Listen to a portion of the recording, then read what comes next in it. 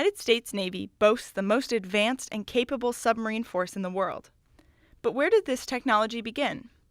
On this episode of A History of the Navy in 100 Objects, we take a look at the drawings for the first submarine. We also will read a letter from its inventor, Robert Fulton, expressing his frustration that others seem to misunderstand the importance of his work. Claude Barraby, the director of the museum, has more on these documents relating to the Nautilus. The name Nautilus in popular culture or literature first appeared in 20,000 Leagues Under the Sea, Jules Verne's book about a futuristic submarine. The name was also used for the United States Navy's first nuclear-propelled submarine, built by Admiral Hyman Rickover. But Nautilus was a ship long before the 20th century or even the late 19th century. What we're looking at today from the Naval Academy Museum's collection of manuscripts are items by Robert Fulton. Robert Fulton is better known here in the United States in terms of his ship that he built during the War of 1812, which was a twin-hulled, steam-propelled warship. The first steam-propelled warship built in the world was built during by the Americans during the War of 1812. It wasn't finished or utilized by the end of the war. But we have that model here on our first deck at the museum. Prior to that, however, Fulton was in France in the 1790s. And he is proposing an idea for a radically new concept in warfare, and that is of a submarine. The Directory is in charge of France at this time, and he proposes this radical design, which is essentially wooden ribs covered by copper plating. The French consider it. He's building it in Rouen in France, and it never really deploys. It is tested. It goes below water.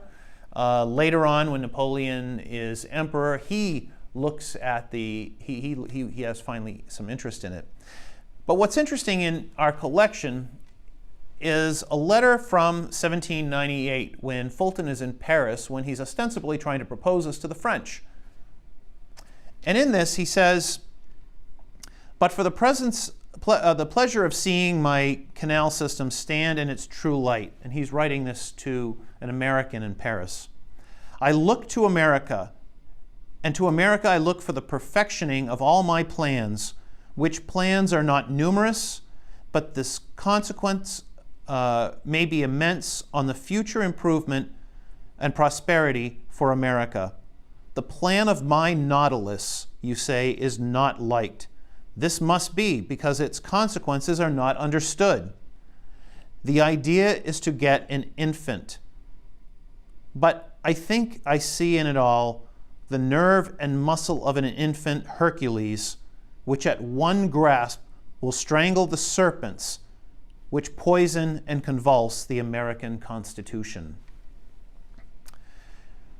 When the French reject the Nautilus conception, he then goes to England to propose it.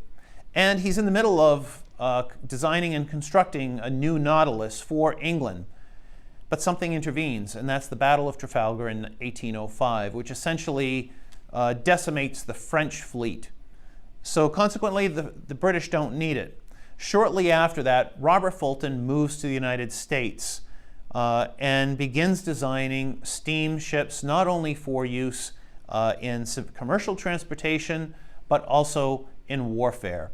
And so here we see one of his designs for a submarine, which would have been the next Nautilus had the United States built it.